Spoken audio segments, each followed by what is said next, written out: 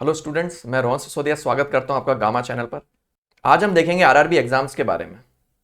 इसका full form होता है रेलवे रिक्रूटमेंट बोर्ड। इसमें रिक्रूट होकर आप रेलवेज को ज्वाइन करते हो। रेलवेज एक बहुत ही रेप्यूटेड, गुड पेइंग और सिक्योर करियर प्रोवाइड करता है। साथ ही आपको बहुत सारी दूसरी फैसिलिटीज़ भी मिलती हैं। तो देखेंगे हम कौन कौन सी एग्जाम्स होती हैं, एलिजिबिलिटी क्राइटेरिया क्या होता है और उन एग्जाम्स का पैटर्न क्या होता है। तो चलते हैं अपन लोग क्लासरूम में। डियर स्टूडेंट्स, अगर सभी एग्जाम रिलेटेड कंटेंट आप एक ही चैनल पर चाहते हो तो अभी इस चैनल को सब्सक्राइब करें और बेल आइकन को प्रेस करें। और अगर एग्जाम प्रेप को आप हाई लेवल पर ले जाना चाहते हैं तो डिस्क्रिप्शन में आपको ऐप और टेलीग्राम चैनल का लिंक मिल जाएगा। तो देखते हैं कौन कौन सी आरआरबी एग्जाम्स होती हैं। एक होती है एनटीपीसी, जिसका फुल फॉर्म होता है नॉन टेक्निकल पॉपुलर कैटेगरीज। एक होती है जेई, जो होती है जूनियर इंजीनियर। एक होती है एएलपी, जिसका फुल फॉर्म होता है असिस्टेंट लोको पायलट। एक होती है ग्रुप डी। तो ये 4 एग्जाम्स होती हैं रेलवेज की। अब इन सभी के एलिजिबिलिटी क्राइटेरिया हम देखते हैं डिटेल में। तो अगर आरआरबी एनटीपीसी की बात करें तो एज चाहिए इसमें आपको 18 to 30 years under graduate post के लिए और 18 to 33 years for graduate post. Educational qualification की बात करें तो अंडर ग्रेजुएट के लिए होना चाहिए 12th पास और ग्रेजुएट पोस्ट के लिए आपको होना चाहिए ग्रेजुएशन।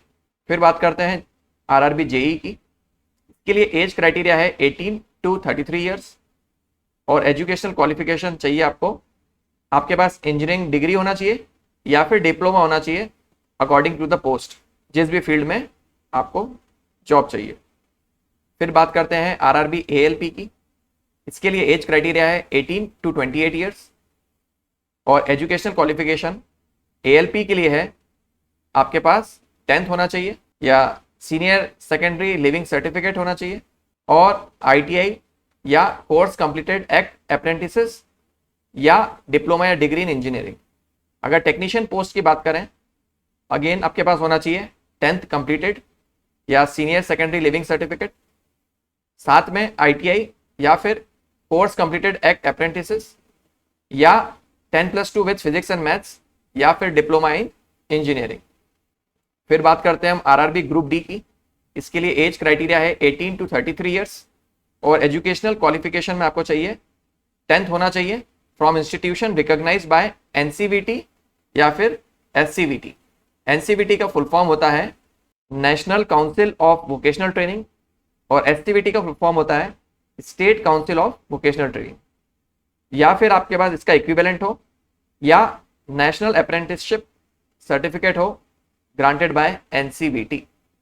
अब आरआरबी एनटीपीसी की हम डिफरेंट पोस्ट को देखते हैं। इसमें सबसे पहले है अंडर ग्रेजुएट की पोस्ट, जिसमें है जूनियर क्लर्क कम टाइपिस्ट, अकाउंट्स क्लर्क कम typist, junior time keeper, trains clerk, commercial कम टिकट क्लर्क। और ग्रेजुएट पोस्ट में है traffic assistant, goods guard, station master, commercial apprentice, senior clerk कम टाइपिस्ट, जूनियर अकाउंट असिस्टेंट कम typist, senior commercial कम ticket clerk और senior time keeper. तो इतनी सारी post होती हैं RRB NTPC में। अब इसका सिलेक्शन प्रोसेस देखते हैं। तो इसमें होते हैं 2 सीबीटी, जिसको हम बोलते हैं कंप्यूटर बेस्ड टेस्ट। ये दोनों ही ऑनलाइन होते हैं। एक स्किल टेस्ट होता है जो टाइपिंग का रहता है और थर्ड होता है वेरिफिकेशन। इस स्टेज में आपके डॉक्यूमेंट्स वेरीफाई करते हैं और मेडिकल टेस्ट होता है। अब इसका एग्जाम पैटर्न देखते हैं।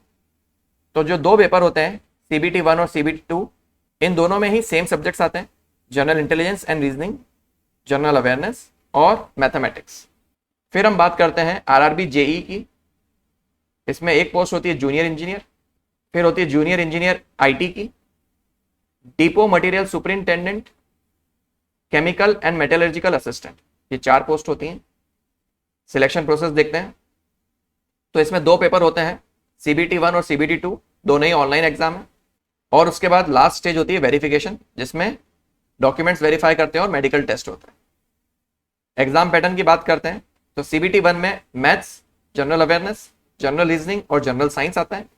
वहीं सीबीटी 2 में physics and chemistry, general awareness, basics of computer applications, basics of environment and pollution control और टेक्निकल एबिलिटीज, ये सब रहता है। फिर होता है आरआरबी एएलपी। इसमें 2 पोस्ट हैं, असिस्टेंट लोको पायलट और टेक्नीशियन। इसका सिलेक्शन प्रोसेस देखते हैं। CBT 1 और CBT 2 होते हैं इसमें, और CBT 2 के 2 पार्ट होते हैं, पार्ट ए और पार्ट बी। एग्जाम पैटर्न देखते हैं। CBT 1 में maths, current affairs, general reasoning और जनरल साइंस आता है। वहीं CBT 2 में पार्ट ए और पार्ट बी में, पार्ट ए में आता है maths, general intelligence, basic science and engineering और जनरल अवेयरनेस। वहीं पार्ट बी में रेलेवेंट ट्रेड रिलेटेड पूछा जाता है। फिर बात करते हैं हम RRB ग्रुप डी की। इसकी पोस्ट होती है हेल्पर और assistant, assistant pointsman, track maintainer grade 4 और कई सारी लेवल 1 पोस्ट होती है। इसका सिलेक्शन प्रोसेस देखते हैं। पहले होता है CBT, फिर होता है फिजिकल एफिशिएंसी टेस्ट और लास्ट में होता है डॉक्यूमेंट वेरिफिकेशन। अगर CBT की बात करें तो इसमें पूछा जाता है maths, general awareness, general intelligence and reasoning और जनरल साइंस।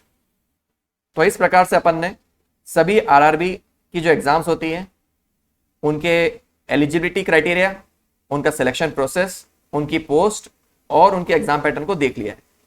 इससे रिलेटेड आपको कोई भी डाउट हो तो आप मुझसे कमेंट सेक्शन में पूछ सकते हैं। और अगर आपको वीडियो अच्छा लगे तो प्लीज़ लाइक एंड शेयर जरूर करिए अभी इसी वक्त, और कुछ भी फीडबैक हो तो मुझसे शेयर करिए कमेंट सेक्शन में। Thank you. तो आज का हमारा कोट देखते हैं। When a man is willing and eager, the God joins in। ऐसा कहा जाता है कि अगर किसी इंसान की बहुत इच्छा शक्ति हो कुछ पाने की तो भगवान भी उसके साथ हो जाते हैं। तो इस बात को ध्यान में रखते हुए आपको कोई भी काम करना चाहिए। अगर आज का वीडियो अच्छा लगे तो लाइक और शेयर जरूर करना। Thank you. तो दोस्तों, अगर आप चाहते हो कि ऐसा ही क्वालिटी कंटेंट आपको मिलता रहे जो हेल्प करे आपको आपकी एग्जाम प्रेप में, तो सर्कल में जो गामा का लोगो दिख रहा है उसको क्लिक करें और चैनल को सब्सक्राइब करें। Thank you.